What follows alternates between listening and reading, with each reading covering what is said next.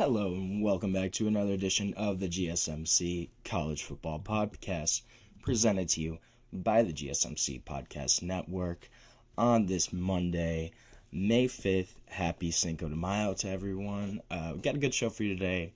We're going to talk a little bit about Michigan self-imposing a 2-game suspension on head coach Sherrone Moore. Also going to discuss the USA Today Top 25 Coaches list, kind of react to what they said, what I think. Also going to discuss some weekend commitments, some big-time pickups for some programs, as well as touch on Scott Frost going back to UCF. What does that kind of mean? What does that look like? We're going to talk about it. And then make sure you stick around for my last segment when I'm going to talk about, is Iowa State in some financial trouble? It kind of looks like they might be. But before I get into any of that, I just want to remind everyone that this show is all about you. We love hearing your comments, questions, insights, hot takes, whatever you got. We want to make this show as interactive, as exciting as possible. One easy way to ensure that you get on the air, your comment gets read, is to use a super chat feature. To do that, you can click the $ at the bottom of the chat box to send in your comment, question, opinion there. This guarantees that your message gets on the air, and it's also just a great way to support our channel and what we are doing here at GSMC. We can't do what we do without your ongoing support, and we are so grateful to have you all as a part of our community here. So the big news coming out of today is that Michigan has suspended head coach Sherrone Moore for 2 games this season.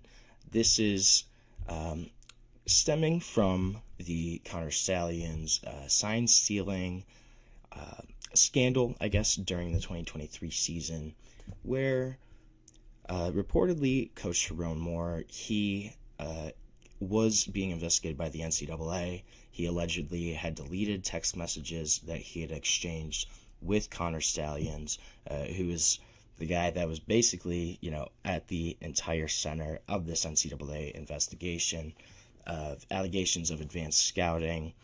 So Sherrone Moore expected to coach the first 2 games of the season, which that includes a Week 2 matchup against Oklahoma, his alma mater. And then he's going to miss Weeks 3 and 4 against Central Michigan and Nebraska, according to a source that has been briefed on the Michigan plans around this. ESPN first reported this suspension hasn't been confirmed yet by the university or the NCAA. He had faced a level 2 charge for allegedly deleting text messages with Connor Stalions. He had said that he deleted, and there were 52 total. He said he had deleted these messages out of frustration, and that he believed the violations would take away from Michigan's national championship run. These messages were eventually recovered. And this is stemming from the entire broader case involving Michigan, involving Connor Stalions, and the NCAA. This is continuing to move probably towards a hearing in front of the Committee of Infractions. Most likely will happen at some point this summer. Reported draft of the NCAA's allegations included charges against Stalions, against Jim Harbaugh, against several assistant coaches, and the institution itself. Stalions obviously resigned from his position in 23 after kind of this whole story broke in the middle of the season, really. He was accused of coordinating a scheme where he'd collect video footage of opponents and their play signals right from the stands. He purchased tickets, and they were basically directly behind the benches of these other schools that they were playing. NCAA alleges that Michigan broke a rule prohibiting advanced scouting by collecting this video footage from dozens of games, including future potential opponents. It wasn't even teams on their schedule. It was teams that they could potentially play in the playoff as well. 2 other coaches were also named in the notice of allegations. Former defensive coordinator Jesse Minter, former defensive backs coach Steve Clinkscale. They both reached negotiated resolutions with the NCAA already for recruiting violations that were unrelated to the steal-siling allegations. Clinkscale got a 2-year show cause. acknowledged he didn't fully comply. Jesse Minter got a 1-year show cause for communicating with a prospect before his sophomore year. And yeah, this was their whole defense was, like Anthony said, it was the first school they got caught, but they came back and were like, well, yeah, we did this, but everybody else is doing it, right? Yeah, I get that, but I don't know. I don't think that's the strongest defense, right? You are admitting that you did go against the grain, you did cheat. Like, they straight up came out and said that they broke the rules. Yeah, I'm sure other schools are doing it, but they didn't get caught, and they also didn't admit it. And then this team goes on and wins the national championship in this season. It's obviously going to taint what happened in 2023, which I shouldn't really take away from the fact that that was a great Michigan team. Just in terms of roster, in terms of the guys they had, you have J.J. McCarthy, Blake Corum, a really strong offensive line, a great defense with guys like Junior Colson, Mason Graham, Chris Jenkins. This was a really strong Michigan team. But when you have this whole kind of scandal, it's going to take away from the fact that this team kind of, it is definitely hypocritical. But the only thing is, Michigan got caught. Texas, Alabama, Ohio State, they probably all do something similar to this.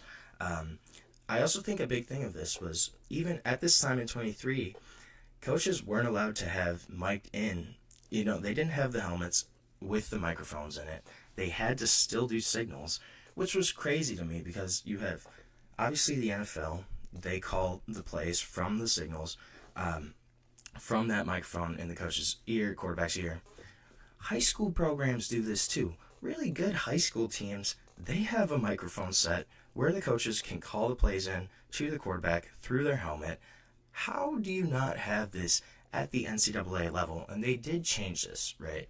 Now they're allowed to have the helmet communication. But you go back to, this is 2 years ago, 2023, 21st century, and you don't have that kind of communication at the college level, especially when you have teams in high school doing this. When you have programs like the Big Ten teams, Michigan, Ohio State, those really powerful institutions, how had the NCAA at that point not allowed this communication, which is really kind of where this whole scandal started from, right? They're trying to steal signs that the quarterbacks, most likely the backup guys, they're calling in, showing to the team. Yeah, they're trying to get those signals. How do you not have that communication already to where this wouldn't have even been an issue? This is, again, this is another example of the NCAA's kind of dwindling power, right? I think in previous years, you might have seen the NCAA crack down a lot harder on this. They did, Jim Harbaugh got a 3 or 4 year show cause where he can't do anything. I think the other thing here with the whole story about Michigan is Michigan, during COVID, they were already given 3 years of probation from another NCAA investigation, which was into the school's illicit football recruiting activities. That was all about recruiting violations. They already got 3 years of probation from that during that COVID dead period. So when you put that and combine this with this other scandal, it was just really surprising to me that Michigan kind of got a slap on the wrist, right? If you're looking at what happened and just how the entire season kind of played out, they still went to the national championship. They had pretty much admitted halfway through the season that they're like, yeah, we did do this. But the NCAA didn't do anything about it. They didn't stop them. I'm sure the lawsuits that have happened have had an impact on this. You look at O'Bannon, obviously the House settlement. The NCAA's power is certainly dwindling. It has for the past decade at least. I'd say a couple decades. When you look at, right, SMU in 87 gets the death penalty, basically kills that football program for 30, 40 years. And now you fast forward to kind of Tennessee in the last 2 years. They had over 100 plus recruiting violations under Jeremy Pruitt. And again, they kind of got a slap on the wrist too. Michigan, they have this scandal. They have the other recruiting violation scandal. They kind of get a slap on the wrist. I think part of that is true. The NCAA, their power has kind of been really just cut off. They can't enforce decisions as much. I think that they're probably afraid that if they do come down really hard on a program, on a university, there's going to be backlash. There will be additional lawsuits. There's going to be something that could potentially come back on them and affect them even more negatively.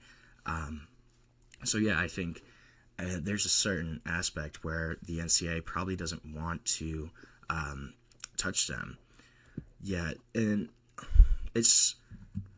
I think more of the past 10, 15 years where you look at programs really aren't getting anything, as much penalties.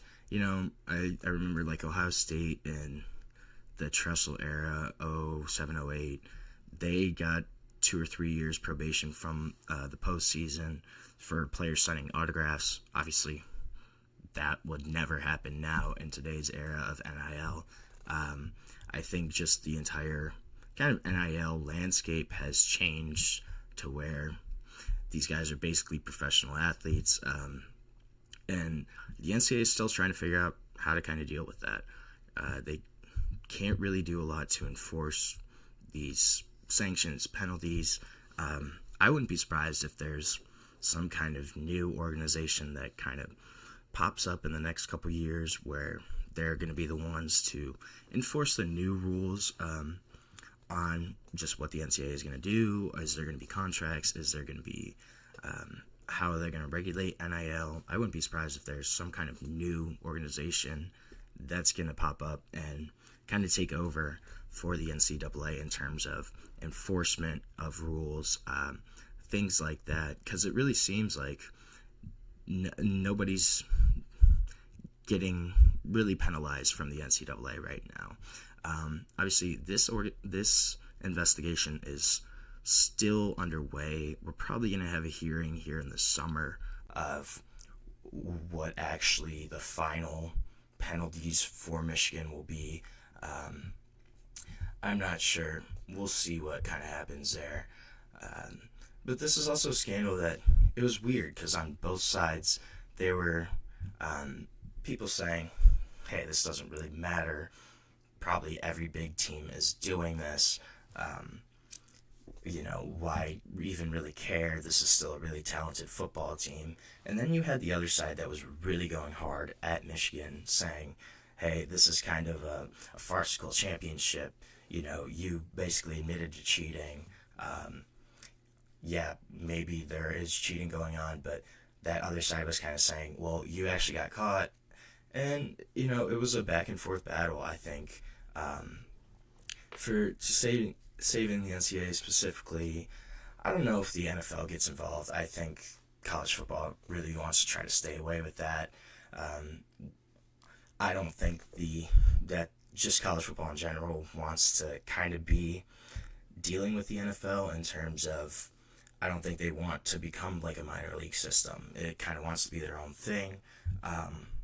We'll see, though. That certainly could be an option. I just think the interesting thing here, too, is Michigan, they're self-imposing this. They got to pick the games. He's still going to coach the first 2 games of the season. Still get to coach against his alma mater. Kind of gets to take a little bit of a bye week against Central Michigan. Nebraska could be a little tougher for Michigan, though. But the big story here is Sherrone Moore suspended for a couple games. We'll see if it affects Michigan at all. I kind of doubt it will, but you never know. So we're going to take our first break of the show right now. When we come back, I'm going to talk a little bit about some of the commitments that have happened over this past weekend in both the transfer portal and in the world of high school recruiting, talk about those kind of impacts. But we will be back on the GSMC College Football Podcast. I feel like I'm losing my mind. Is everybody in the world blind? Please, Lord, give me a sign, a sign. I feel like I'm losing my mind. Is everybody in the world blind? Please, Lord, give me a sign, a sign.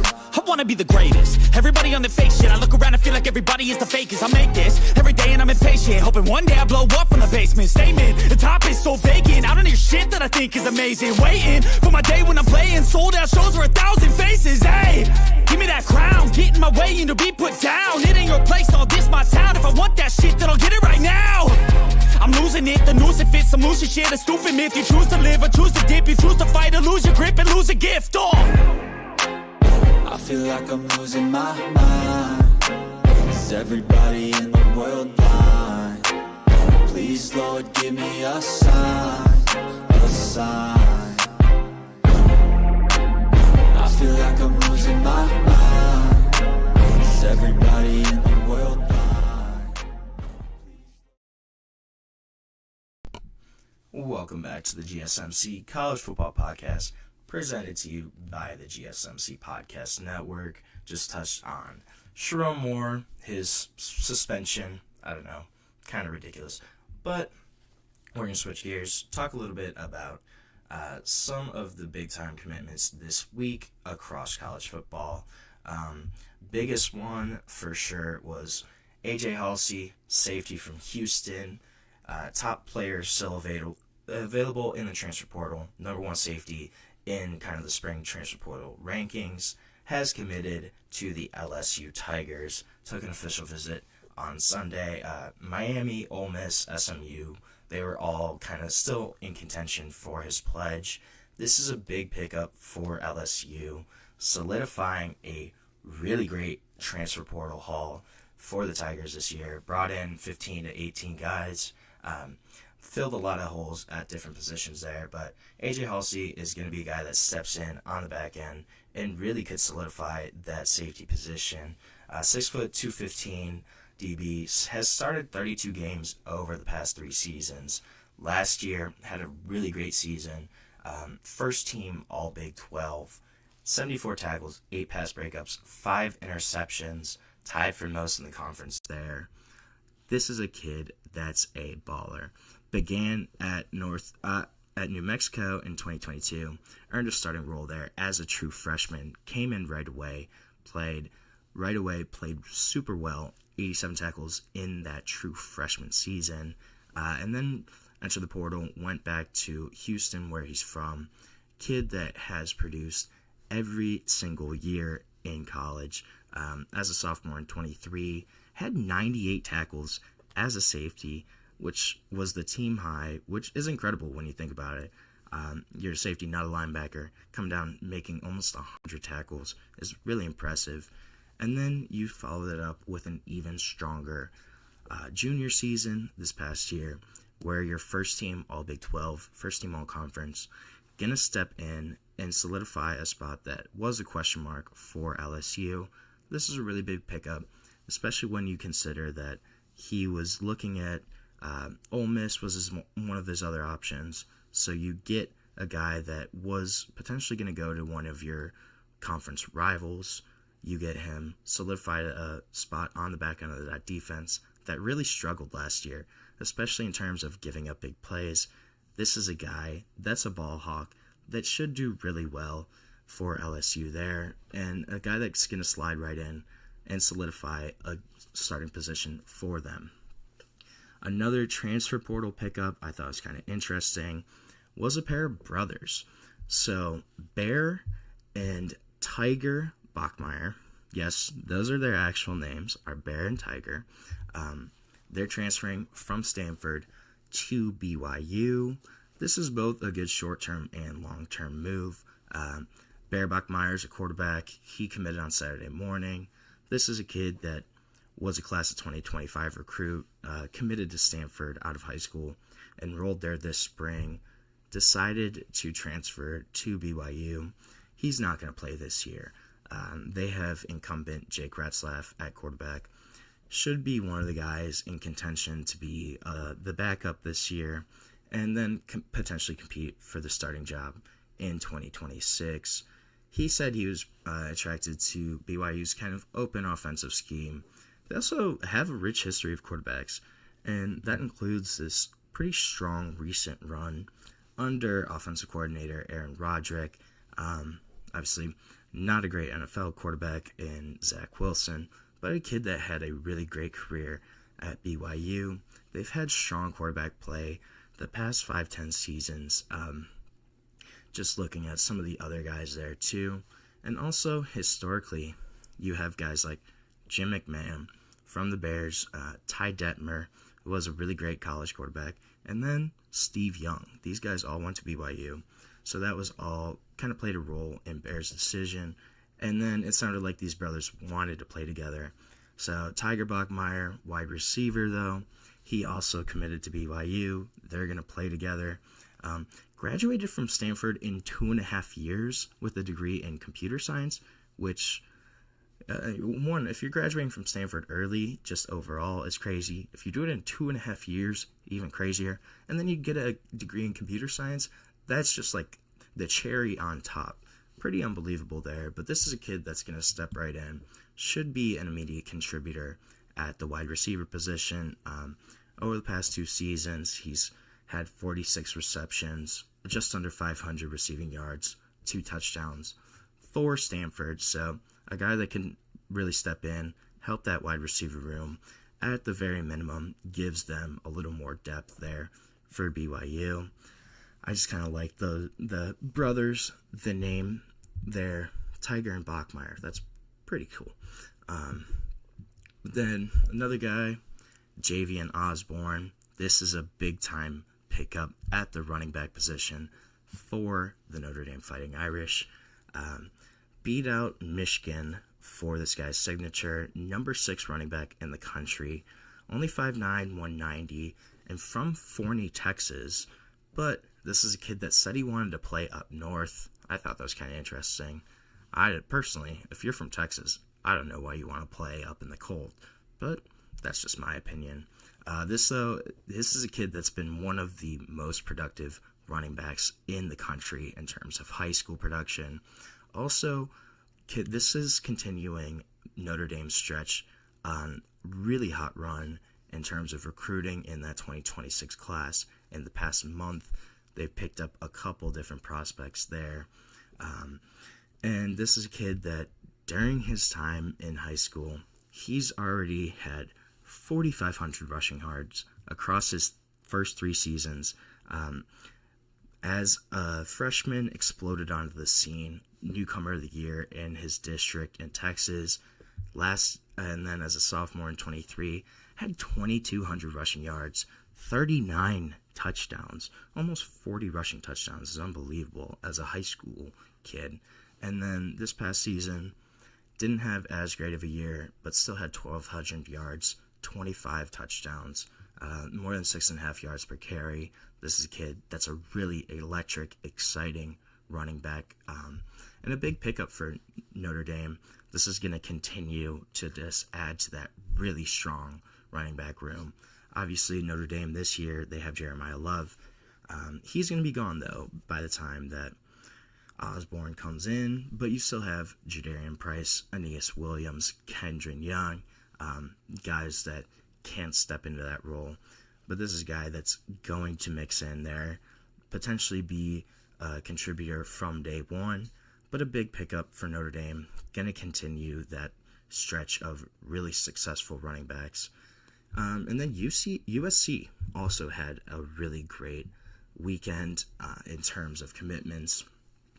Got a 5-star commit in offensive tackle Kenny Pepe on Thursday. But I think the bigger one is they pick up the number 1 cornerback in the country in Albert Hill from Akron, Ohio. So Albert Hill, a kid that played at Archbishop Hoban, which is a really strong program out of Akron. A kid that's only 2 hours away from Ohio State, so it's really surprising that doesn't go to Ohio State. And normally, if Ohio kids don't go to Ohio State, they go to Michigan. Michigan wasn't even really in contention here. It was USC and Oregon, it sounded like. Albert Hill decides to pick USC, and USC has been on an absolute tear in terms of recruiting. He is the third top 100 defensive back in the country in terms of this class for USC. They also have RJ Sermons, who's the number 28 overall guy, and Brandon Lockhart, who's not too shabby at number 79 overall in the country. Those three guys are going to reload that secondary. That's a loaded class for USC, and USC is just continuing their momentum right now. This is a kid that, as a prospect, is really impressive. Super instinctive, had 4 interceptions, 3 pass breakups last season. Also just great technical ability, speed and space. This kid that's shown up in both high school and on the 7-on-7 circuit, and basically been one of the top DB prospects in the nation since his freshman year. He's instinctive, he's well-schooled, he's pretty technically buttoned up for his age. A kid that should kind of step in at USC right away. That's an exciting roster for the Trojans, exciting recruiting class that's going to be coming in. And Albert Hill, big pickup for the Trojans right in Ohio State's backyard. They steal him from under their nose. And that'll be interesting to see kind of how Ohio State reacts, how USC keeps this momentum up. Is going to be 2 big storylines to watch for that 2026 recruiting class. So right now we're going to take our second break of the show. When we come back, we're going to discuss USA Today's top 25 coaches list, my reaction to it, and just some thoughts on that. So we will be back on the GSMC College Football Podcast. Looking for your daily fix of sports talk without having to pay for it? GSMC Sports Network is available on YouTube. Just search GSMC Sports Network. Get your fix of daily sports talk shows on YouTube, absolutely free. NFL, college football, NBA, MLB, MMA, UFC, fantasy football, and so much more. GSMC Sports Network has shows running all day long, with new sports shows starting every 2 hours. Just like on your favorite cable sports channel, except GSMC Sports Network is absolutely free. Just search GSMC Sports Network on YouTube to catch one of your new favorite shows, like the GSMC College Football Podcast, Chip Shot Football Podcast, Hoops and Heels Women's Sports Podcast, GSMC Basketball Podcast, and so many more. Check it out for yourself. GSMC Sports Network, now available on YouTube absolutely free. Search GSMC Sports Network on YouTube right now.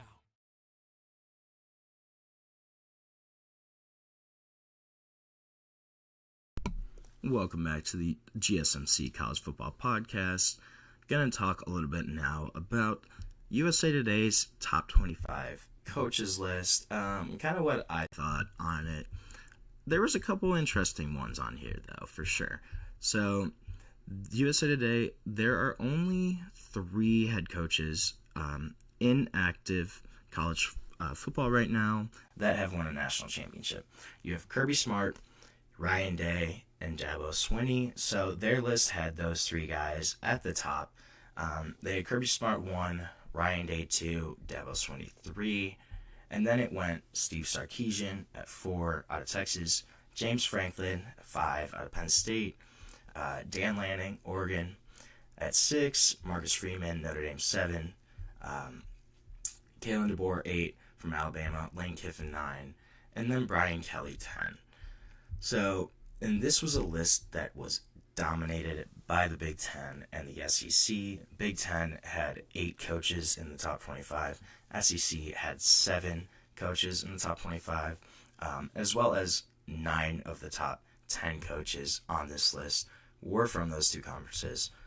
Frankly, I don't know if that's really true. I think that's kind of a little bit of a power 2 bias in terms of how these coaches are. Obviously, normally when coaches progress, move up to better jobs, that's kind of where they're aiming to end up, trying to land is in one of those Big Ten SEC jobs.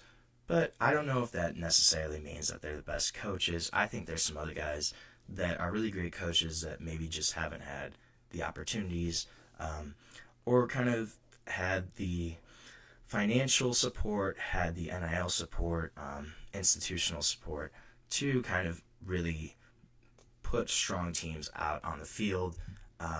There are a couple other interesting guys that I thought that this list included. So Eli Drinkwitz was at number 24 from Missouri. Kurt Signetti was at 13. Matt Rule was at 18. Lance Leopold from Kansas was at 21. So my thoughts, I think Kurt Signetti, he seems a little high at number 13 for me. Obviously had a really great year one at Indiana. A guy that has won basically at every program he's been at. One at JMU, one before he got to JMU. Obviously, one in year one at Indiana. I just want to see it a little more. I want to see what year two looks like for Kurt Signetti. He certainly very well could be a top 15 coach in college football. I'm not discounting his talents right now as a head coach. I just kind of think that he did it in year one. Could that be a flash in the pan for Indiana? Are they going to drop back down to a 7-8 win team? Or is this the start of a new era for Indiana football and something that Signetti can keep up, keep the momentum going there? That's going to be the big question mark for me. I just want to see it again in year two, see what this Hoosier team looks like before I'm ready to say that Kurt Signetti is a top 15 coach in college football, potentially even top 10. Do I think he has the talent for that? Yes, certainly. Do I think his pedigree up to this point has kind of given him a spot up there? Yes, I would agree. But I just want to see it again at Indiana, at that Big Ten level. Can he produce another 10-11 win season, keep that momentum going, especially when you think of he brings in Fernando Mendoza from Cal as the quarterback this year, a kid that I really like. A dude that I say is a gamer, just a guy that stats may not look great, but tough, gritty, will win you football games just out of pure effort and energy. I really like him. Will he I think he's an upgrade from Curtis Rourke. Will he be able to help Indiana maintain and keep that momentum that they kind of generated last season? That's going to be the big thing here. And if Kurt Signetti does have another great year, I think he certainly is a top, maybe 10 coach, certainly top 15 though. Another guy I thought was a little overrated, at least for the current landscape, was Matt Rule. So Matt Rule, I am not discrediting him in his previous stops. Obviously, he turned around Temple, complete rebuild there, completely rebuilt Baylor. Will this be the third program that he can completely rebuild? Or obviously I think his star kind of lost a little luster from the Carolina fiasco. What happened in the NFL, has that affected him negatively in terms of standing? I think so. This is a guy that probably, if he never left college football, would be much more highly regarded. I'm just curious, will he actually be the guy to turn around Nebraska? That is a program with expectations to eventually get back to their blue blood status. Nebraska had a run of 3 national championships in 4 seasons in the 90s. This is a team that's produced multiple Heisman winners, a program that is historically proud, a program that has sold out every home game since before JFK was assassinated. Can he be the guy to actually turn around Nebraska? I think that's going to be an interesting storyline. There is certainly an ability to do that there for Matt Rule. I think Lance Leopold, though, at 21, and Eli Drinkwitz are certainly 2 guys that are being underrated. If you look at what Lance Leopold has done at Kansas, bringing them from a program that won 9 games over 3 or 4 seasons to a team that is a consistent bowl contender at the minimum, that's super impressive. And you look at, obviously, Kansas is going to be a basketball school. That's just how it is. That's how it's always been. It's a basketball blue blood. And that's number one priority there. So you come in to a program that's in a power conference that never really has done anything in terms of football, and you instantly bring them a ton more success than they've had. I don't even know in how long. I think that deserves a bunch of credit, especially coming from a MAC program. Lance Leopold, he was hired from Buffalo. He wasn't hired from another power conference team. He came from the MAC conference and took Kansas from a team that couldn't win anything to a team that's at least a bowl contender every single year. I think that deserves a lot of credit, and I think he's probably a better coach than this list might indicate. On kind of the same note, Eli Drinkwitz at 24, head coach from Missouri. Missouri is a really difficult place to win. You're in the SEC. You're just not on that kind of same level. Football's not as much of a big concern there. You're not in better recruiting grounds. You know, you have to deal with the Texas, the Oklahomas for your talent. It's a really difficult job to win at Missouri. And he's had them be 10, 11 win teams the past few seasons. He's kept them consistently decent. You know, it'll be like a rebuilding year or two, but this is a guy that has had Missouri constantly overachieve in terms of how they've produced on the football field. Having 10, 11 win seasons there is really difficult to do, and being able to compete consistently year in, year out is super impressive there. And I think Eli Drinkwitz deserves a lot of credit for just that kind of sustained success that we've seen at Missouri in the past 5 years, I would say. And then I also think how Jeff Monken being left off the list completely is incredible. The guy, Army head coach, not even a top 25 head coach, he brings Army into the AAC. In their first year, they win the American Conference. They were consistently ranked in the top 25 the past season. They have overachieved every single year that Jeff Monken has been the head coach pretty much at Army. This is an Army team that has become, a serious contender in the American, a team to look out for, a team that's always hard to play. And you're at a service academy. You're at a place where the recruiting is not going to be, you're not going after 4 or 5-star guys for the most part. You're going to get 2, 3-star guys. You're not going to have kind of maybe those super big offensive linemen.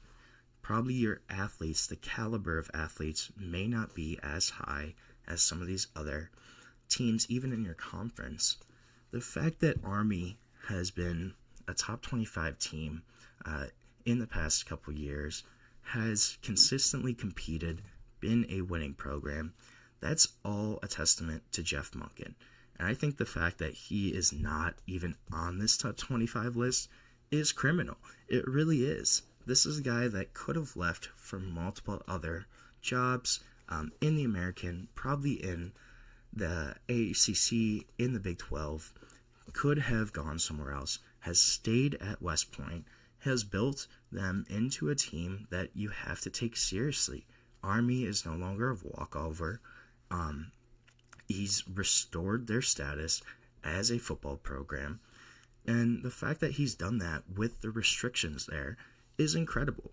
I think it deserves a place on this list. And I think that he's a guy that is constantly getting overlooked in terms of the national media, in terms of what is happening at West Point. I had my list, if I would redo the top 5, I had Kirby Smart 1, Dabo Swinney 2, Dan Lanning out of Oregon 3, Kalen DeBoer I have as 4, just because I think he's a really great coach. That's a tough place to be at in Tuscaloosa year 1. I still think that he will bounce back from a coaching perspective. And then I had Ryan Day at 5. I'm not the biggest Ryan Day fan personally. I think a lot more has to do with his recruiting and the staff that he puts around him. but just won a national championship, has consistently had great teams, so he deserves a spot at least at some point.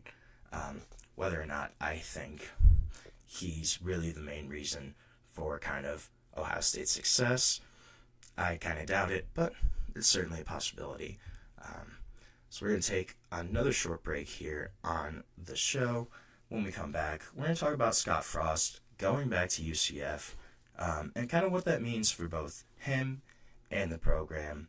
Will they be able to go back to that 2017 season? We'll see.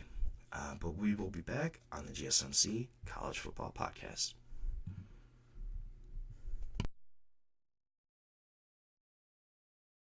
For the best and latest podcasts available anywhere, go to the podcast app on your cell phone and type in GSMC to access free content-rich podcasts on health and wellness, book reviews, sports, entertainment, relationships, social media, movies, technology, finance, and even weird news. Subscribe and download the GSMC Podcast Network's family of shows, available everywhere podcasts are found.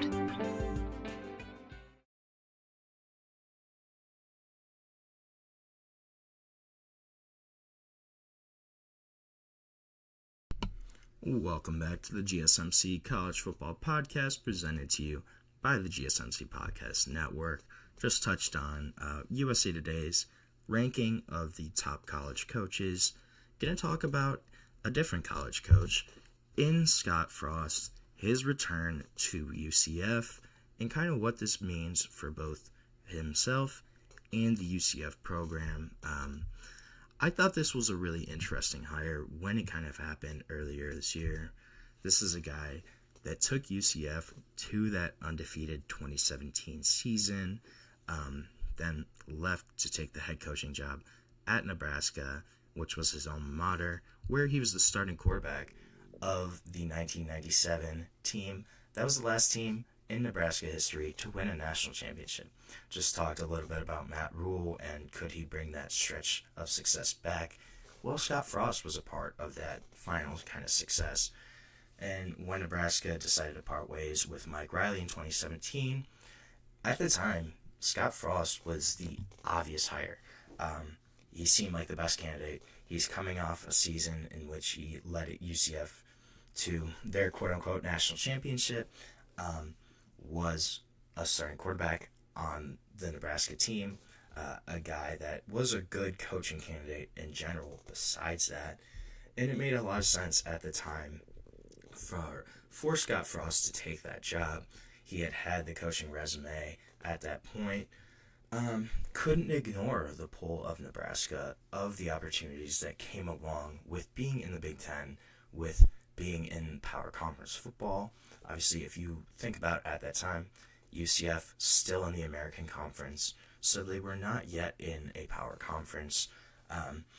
But when you look at Scott Frost's tenure at Nebraska, had 4+ seasons there, went 16-31, and was 5-22 in one-score games. That seemed to be the common theme, common thread of Scott Frost's time at Nebraska. Was they would get right there, it'd be a 3-point game. They'd be right there at the end, and then they lose basically every time. You look at 5-22, that's less than a 25% winning percentage in those games. This was a program that was consistently frustrating under Scott Frost. Was fired into the 2022 season, and then took some time off. So kind of bounced around. He coached his son's Little League team. He had said in an interview that coaching 7-year-olds was sometimes easier than coaching 19-year-olds. I could see that, honestly. But then takes some time last year, visits the Rams during their off-season program. A job comes open in the summer of 2024, and Sean McVay immediately reached out to Scott Frost. So Scott Frost, he was hired as a senior analyst, mostly helped with special teams, but also worked with both offense and defense for the Rams this past year. And this was a guy that when the UCF athletic director, he was kind of going and seeing who could potentially be available for this UCF job after Gus Malzahn came to him and said, hey, I don't want to be the head coach anymore. I do not want to do everything that comes with being a head coach in this new era of college football. I don't want to have to deal with NIL. I don't want to deal with this transfer portal. I kind of want to just go back to play calling. So this happens. Gus Malzahn leaves for Florida State. And when the athletic director at UCF kind of reached out to the Rams, there was nothing but good things that were said about Scott Frost during his time. He called Sean McVay. He called Les Snead, the GM of the Rams. They both said that Scott Frost would do anything that was asked of him. He'd make copies around the office. They said you would never know that he was the head coach at a major college program. And then he also called former athletic director at Nebraska, Trev Alberts, to kind of give a better understanding about what happened there during his tenure with the Cornhuskers.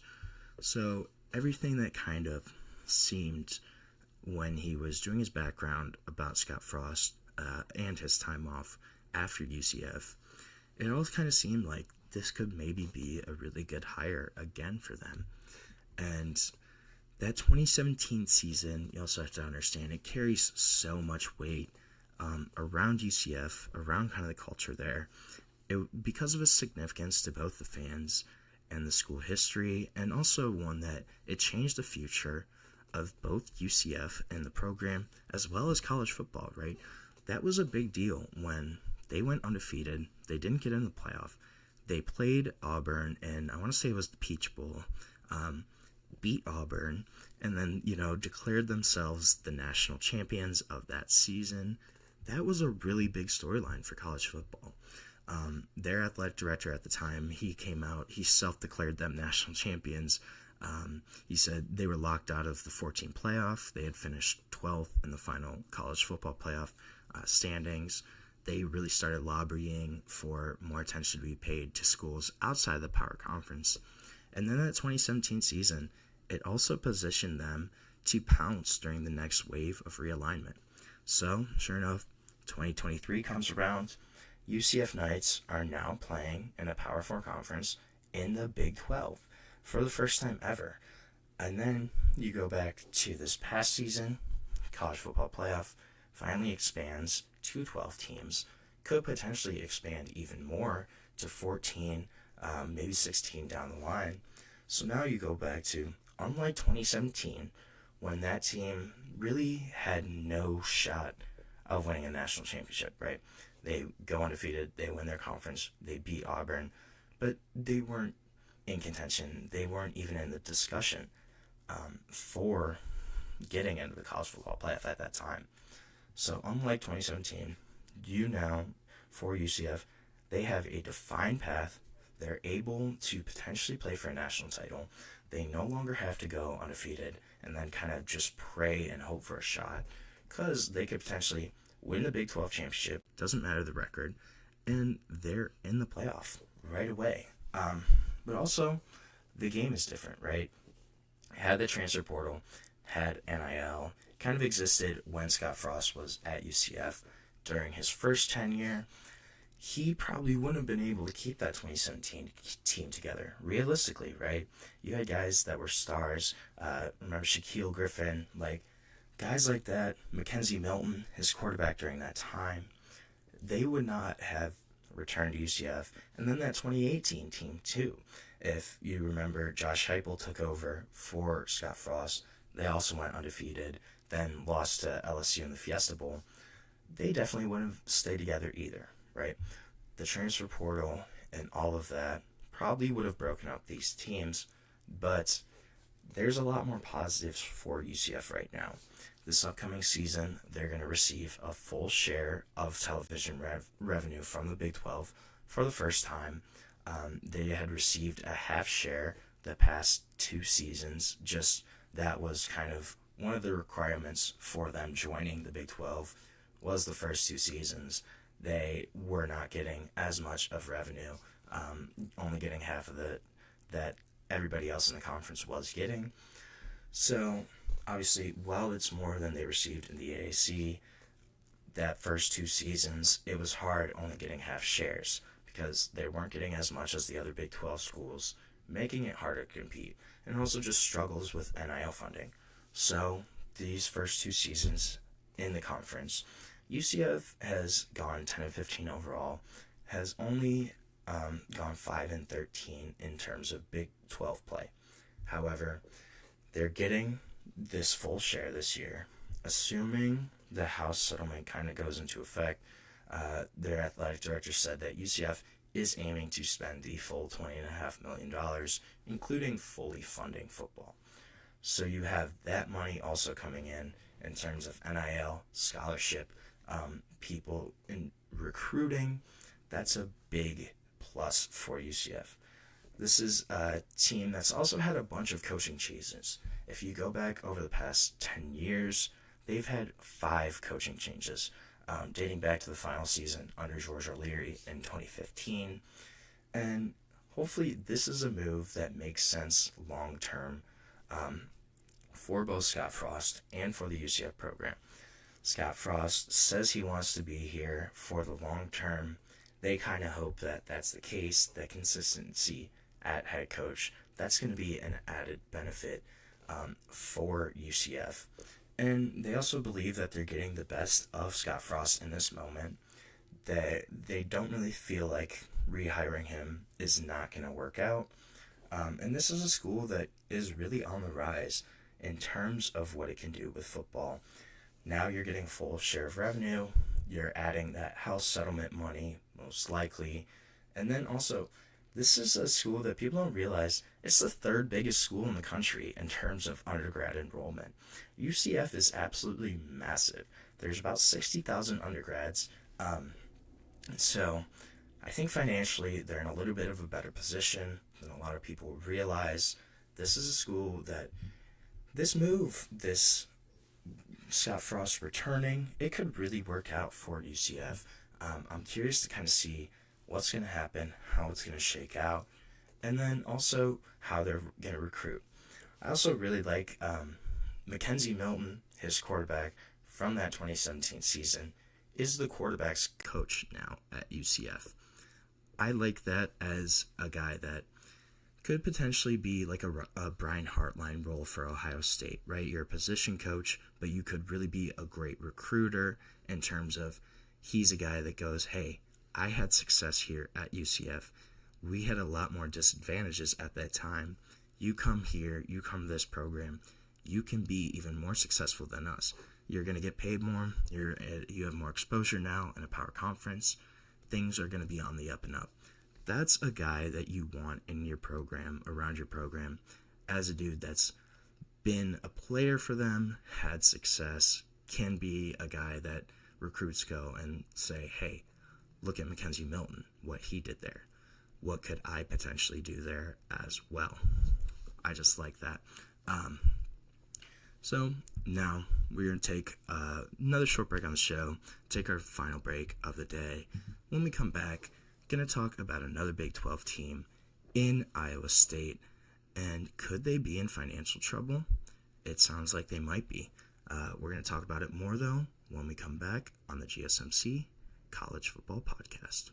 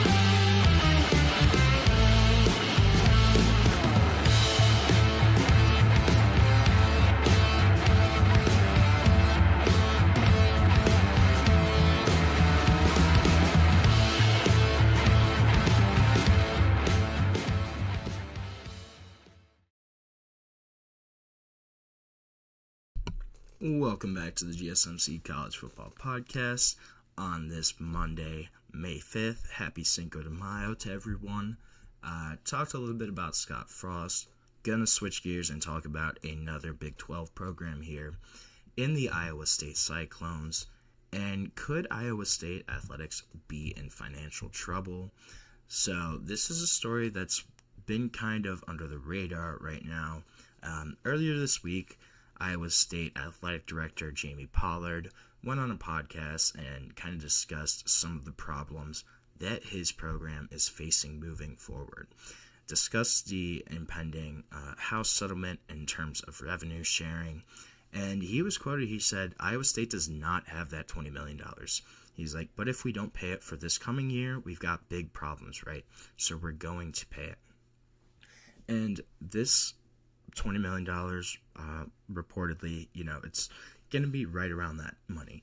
Not sure what the actual financials will be, but this isn't going to be a one-time thing.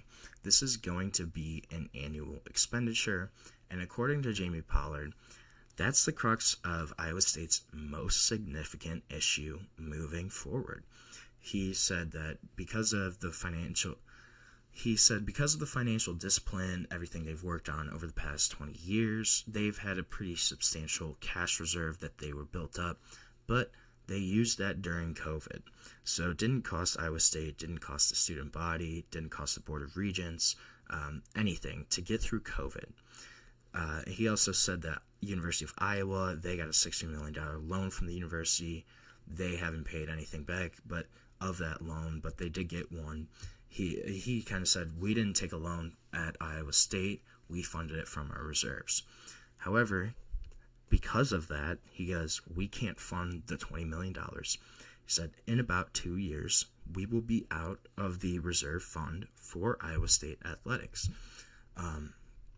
And this was something he kind of addressed also in January. So said, supporting Iowa State athletics is going to be a lot more expensive for Iowa State fans this next year. He put on a message to fans in January, kind of discussing the financial pressure that Iowa State faced.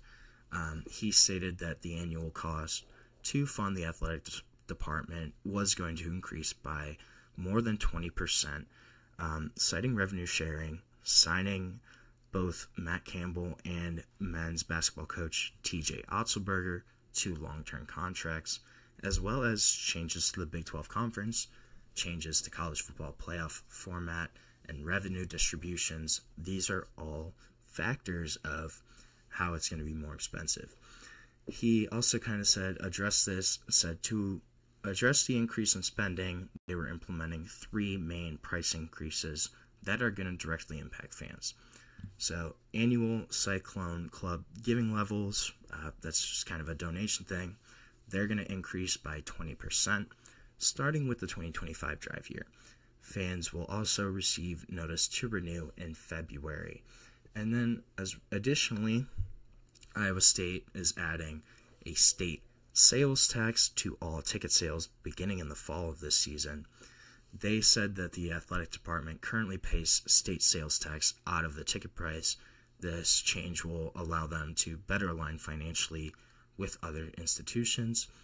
And then also he said that the price of women's basketball tickets was increasing by about $50, reflecting demand, and it's going to help with revenue sharing. They also are saying that he's asking coaches and department heads to reduce their respective annual operating budgets by 10% to help cut expenses. And if you look at their revenues and expenses from the 2024 fiscal year, they had a surplus of about $70,000, which is actually kind of impressive. A lot of schools tend to operate on a deficit. Ticket sales, they were a big factor in generating revenue, but also media rights, that was a big thing. And then coaching staff, that's going to be the big thing moving forward. They're going to have about $40 million in extensions for Matt Campbell, TJ Otzelberger. How are they going to be able to afford this revenue sharing, paying players, bringing in recruits in terms of NIL? This is going to be a big issue. I think this is something that we're just starting to see and hear about, but this could certainly be an issue with multiple universities on the FBS level. Iowa State is a major state institution, but they're having to cut costs. They're having to do all of this basically to try and stay alive, stay competitive in the new era of college football. Will they kind of be able to do that? Is this something where they could have to leave the Big 12? Is this something where we're not really going to see the impact? Will this be a non-issue for Iowa State, though? That's certainly also a possibility. And then, how are fans going to react? Most of these fans, they're driving into games. You have people who may not be as financially lucky, I guess. That's not the right word I want to use, but there's a lot of different costs here. How are fans going to react to having to pay more to watch their favorite teams, to watch Iowa State athletics? Could this kind of be a recurring issue? I think that's certainly a possibility. And if this is the case for Iowa State, what's it like for, the Liberties of the world, the TCUs, the maybe some power schools that aren't on that level? How is this kind of affecting them? Will this be an issue moving forward throughout college athletics? I think that's certainly a possibility here. And I don't know if this is going to be the last time we hear about a university having some issues. And I don't think this is the last time we hear about Iowa State either. This is going to be an issue for Iowa State, not just this year, but into the future, both near and far future. How will it affect their athletic programs? Will schools have to cut athletic teams? That's a possibility as well, as they're going to all kind of have to readjust and react to revenue sharing, to what they could potentially try to do in their programs. This is going to be a recurring storyline, I think, throughout college athletics that we're going to see the impacts and ramifications of in the next few years, and in the future far out as well. So we're going to end our show for today with that little, prediction, I guess. But thank you so much for tuning into the GSMC College Football Podcast. Please remember to subscribe, like, follow the channel, and if you want, you can also go to Facebook, Instagram, Twitter, TikTok for even more sports content, more sports updates that you love. Thank you so much, and have a great day.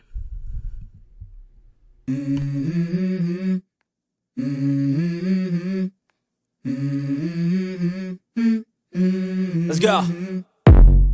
I wake up to a little bit of drool on my pillow, feel like it's gonna be a bad day. Yeah, I'm tired of shit, and the coffee ain't hit yet, damn, ain't that great.